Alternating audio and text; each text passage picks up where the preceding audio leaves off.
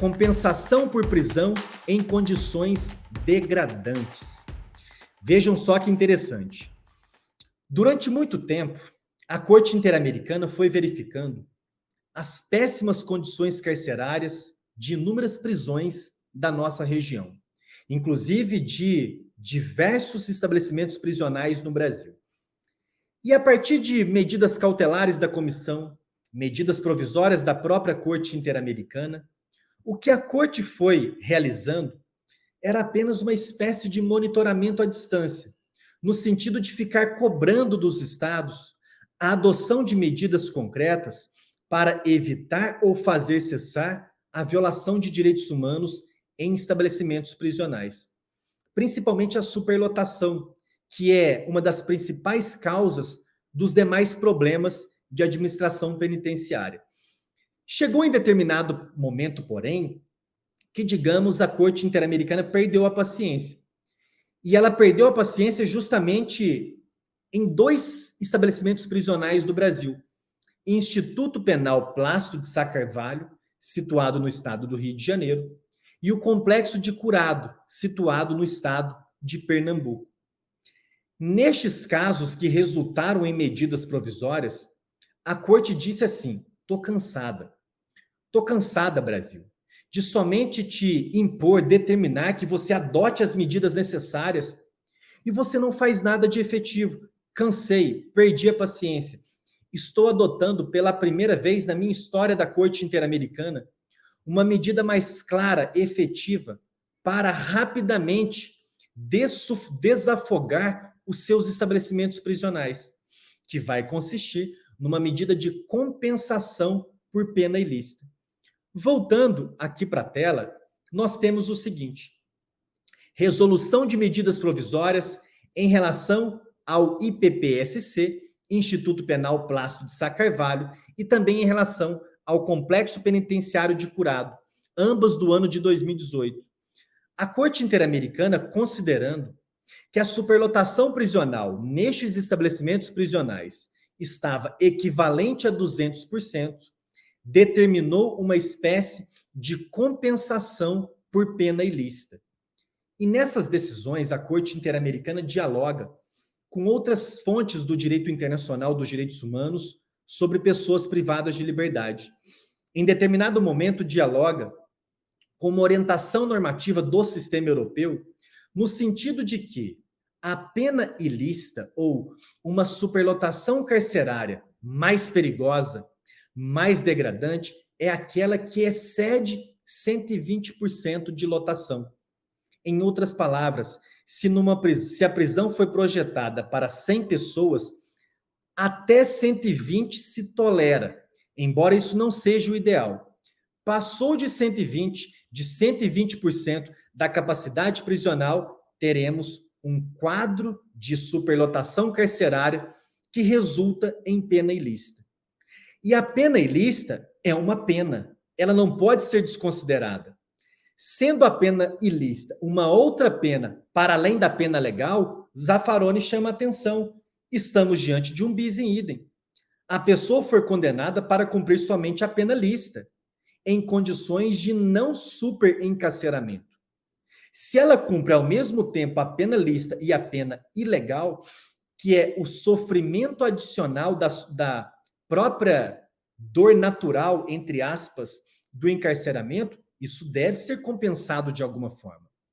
Vejamos qual foi a solução encontrada pela Corte Interamericana. Nestes dois casos de medidas provisórias, a Corte estabeleceu um cálculo matemático. Já que a superlotação prisional era equivalente a 200%, a Corte disse assim: ora, essas pessoas estão sofrendo duplamente a dor da prisão. Por isso, para cada dia de pena ilícita, devem ser contados 2 dias de pena lícita.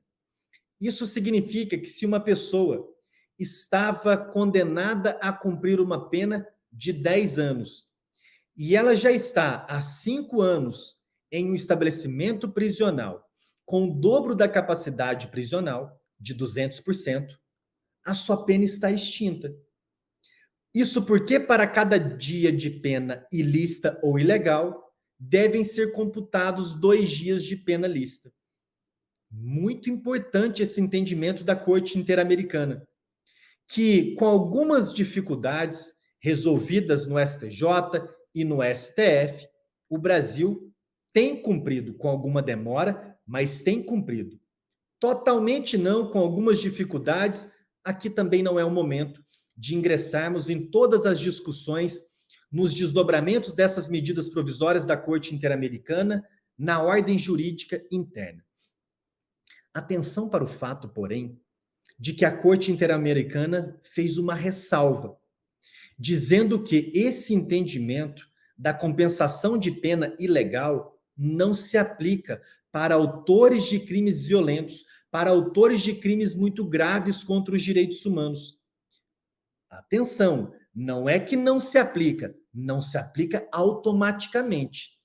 Pode sim ser aplicado, desde que os autores destes crimes sejam submetidos a um chamado exame de prognóstico de conduta, algo mais ou menos equivalente ao nosso exame criminológico. Perigoso esse entendimento da Corte Interamericana.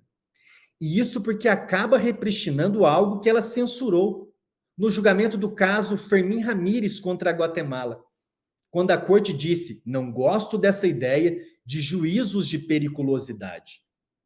Ora, agora nessas medidas provisórias do Instituto Penal Plácido de Sá Carvalho e também do Complexo Penitenciário de Curado, quando a Corte diz: eu não gosto, eu sou contrária à pena ilícita, à pena ilegal, eu quero que isso seja compensado, mas que isso não será compensado automaticamente para as pessoas que cometeram crimes graves contra os direitos humanos e que não sejam aprovadas em um exame de prognóstico de conduta, a Corte Interamericana admite, portanto, que em alguns casos o autor de um crime de homicídio, de latrocínio, um crime contra a dignidade sexual, que esteja inserido em péssimas condições carcerárias, e essa pessoa, se não for aprovada nesse exame de prognóstico de conduta, ela terá recebido a pena legal, a pena ilegal e não receberá nenhum tipo de compensação.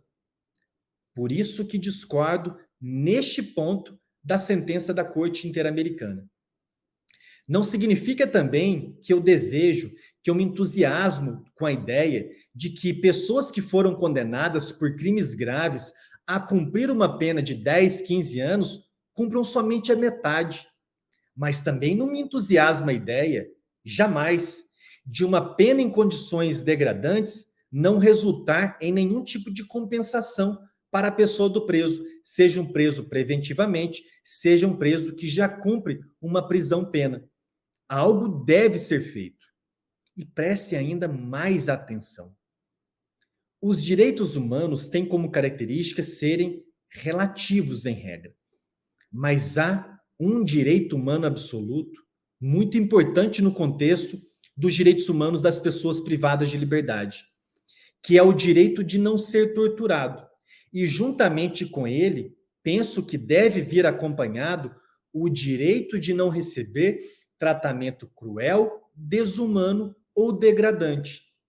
Há, portanto, 2 equívocos perigosos nessa decisão da Corte Interamericana, em que pese, sim, ser audaciosa, ser pioneira, em que pese, sim, constituir um ensaio de solução para o problema das péssimas condições carcerárias.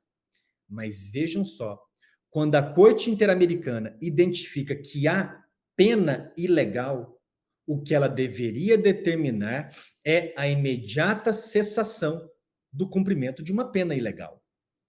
Do contrário, ela está tangenciando uma relativização do direito de não ser torturado e receber pena ou tratamento cruel, desumano ou degradante. E a Corte se deparou com esse dilema nessas resoluções de medidas provisórias. Ela identificou um caminho, uma saída, é determinar a soltura, não admitir em absoluto a chamada pena ilegal.